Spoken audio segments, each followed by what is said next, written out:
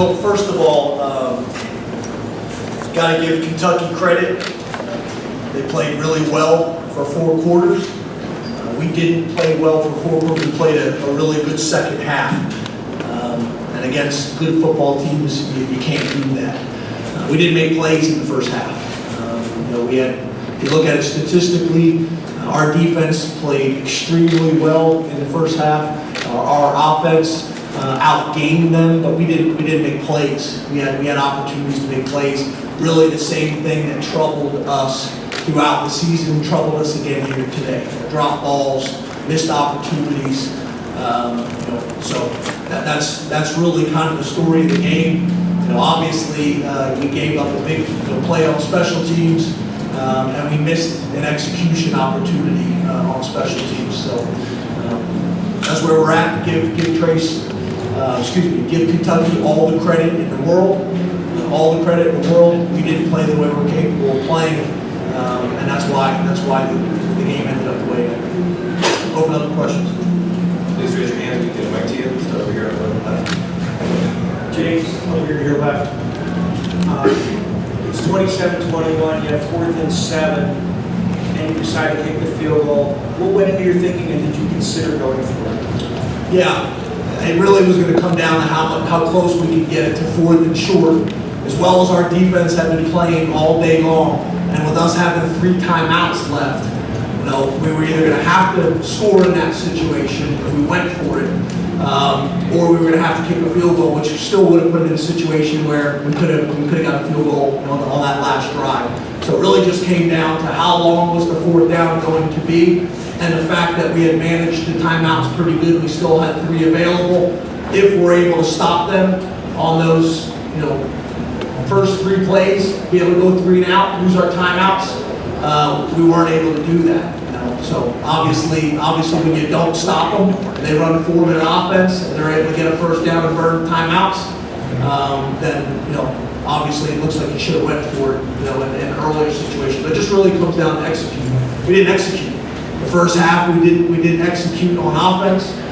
We didn't execute on special teams. That's what played into that decision making there.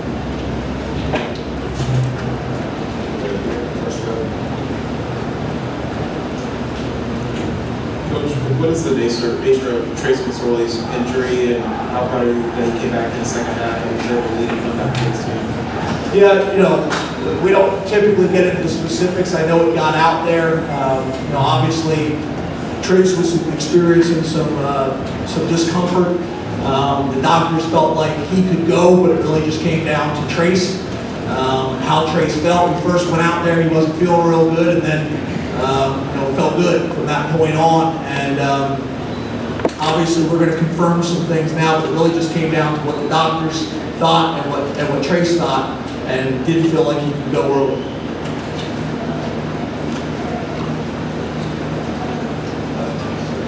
James, following on that, though, to see him come back and kind of lead you guys the way that he did in his final game, what does that say kind of about him as a player? Yeah, I could sit here and talk about Trace, for hours.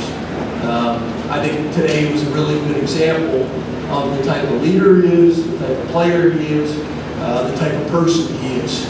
When we gave him time, he was able to make some big plays. He was able to make big plays with his arms, able to make big plays with his feet. We missed some opportunities in the first half in terms of drops. We missed some throws too, honestly. We just did not take advantage of opportunities in the first half. When you're playing a good team, you can't just play a good half. You got to play well for 4 quarters, and we didn't do that. Trace is special. I can't put it into words. The type of relationship that I have with him and his family. Special guy for a lot of different reasons. And obviously, you look out in the field, you focus on his arm and his legs, but it's his heart. It's his heart and his mind that really makes him special.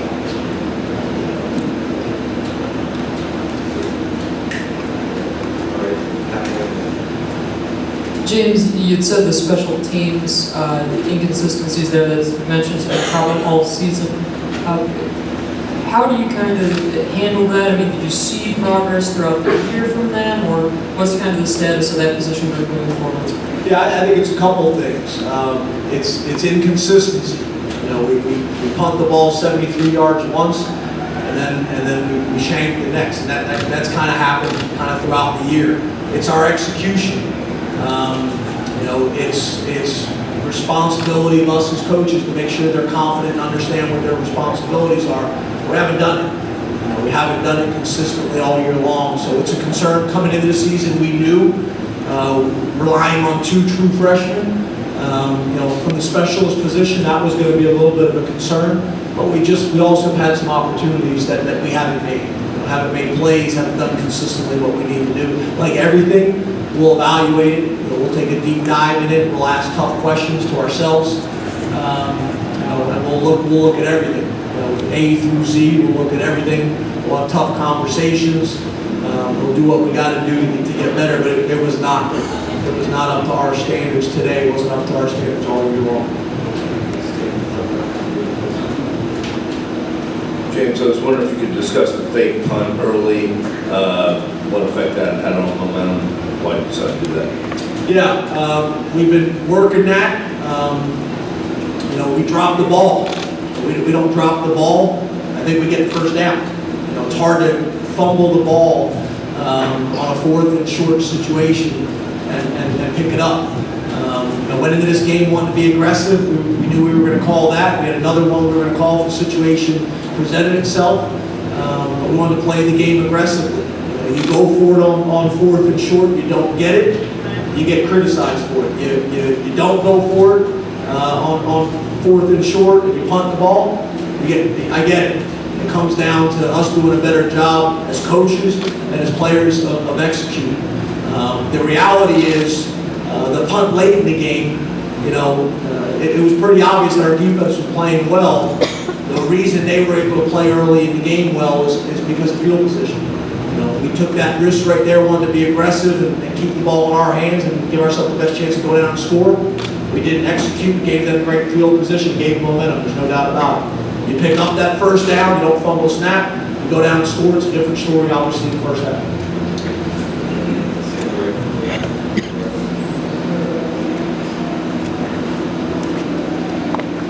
James, Kentucky quarterback Harry Wilson had been playing really, really well, and you guys contained him pretty well today. Did you see something that resulted in how effective you were in containing him? Who you said? Harry Wilson, Kentucky quarterback. Yeah, you know, we've pretty much been able to do that, you know, for the second half of the year defensively. We've done some pretty good things.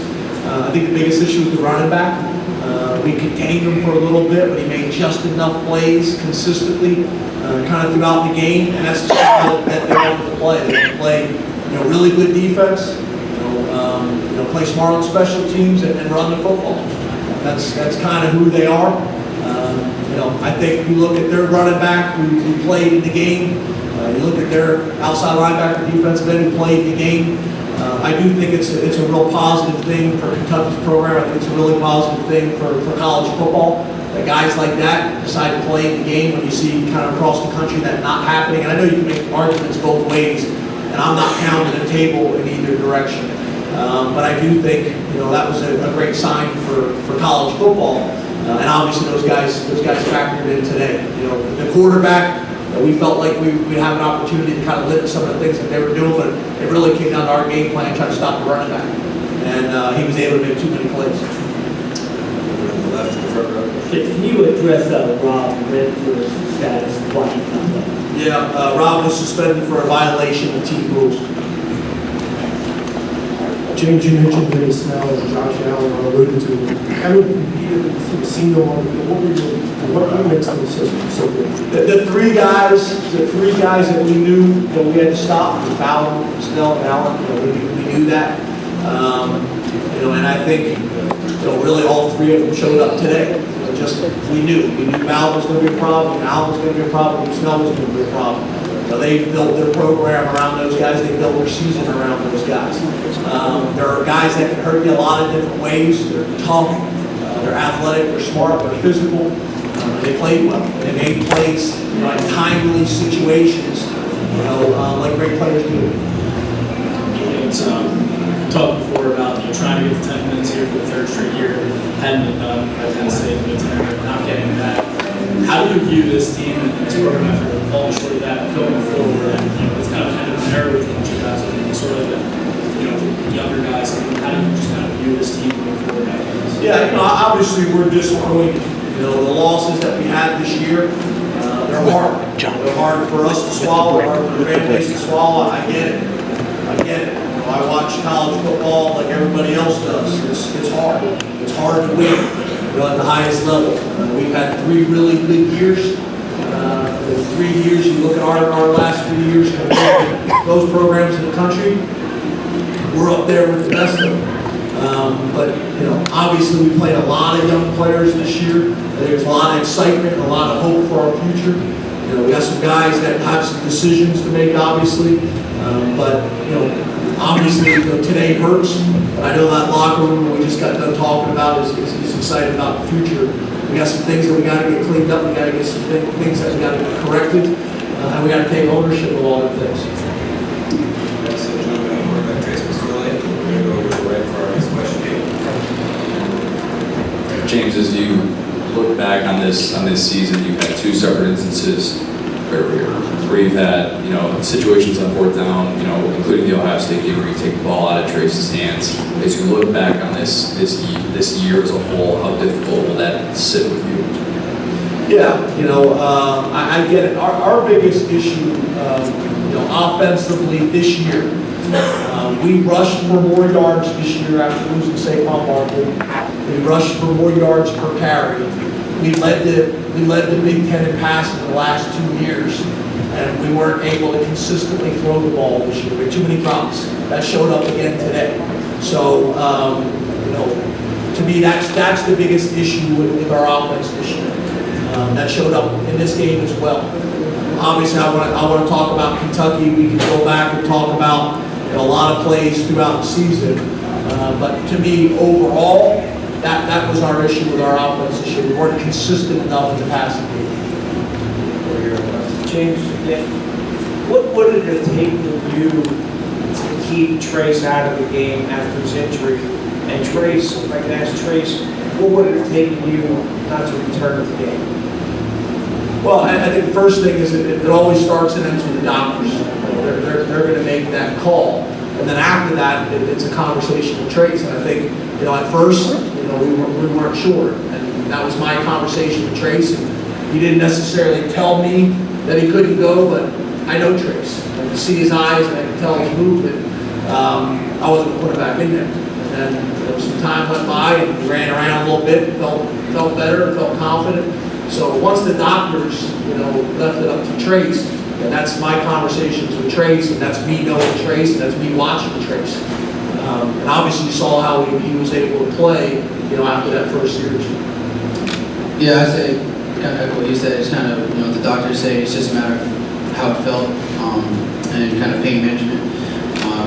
For me, my personality, I wasn't gonna go out. They would have had to take on my passion. I was gonna be playing, so it was just a matter of being able to deal with it and then being able to go out there.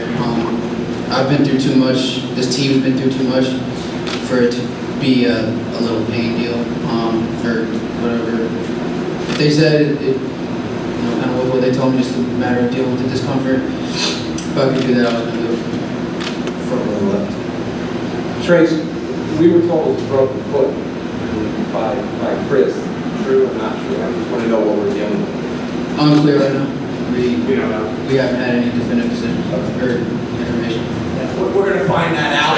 We're going to find that out here in a little bit. There was a lot of discussion whether Trace was going to come in here or not because of that. We were going to go find out. So what was the pain like when it was hurting you most, and what did you think? It was just a lot of pain, putting pressure on it. That's kind of just it. I guess that's the biggest thing. It was just a lot of pain in the local pain in the spot, what it was. I don't really know what to equate it to or anything like that, but it was just a lot of pain. When I came out, I felt like I couldn't really run regularly. I could push off to throw, but me being me, I wanted to be able to be 100% for the team and knowing what the team needs me to do to be able to be mobile. And I think that is something that I didn't that first thing I could do, and then kind of things started kicking in, kind of whether it was adrenaline or whatever it was, me wanting to get back out, the adrenaline kicked in, and the pain became manageable. I was able to get back up.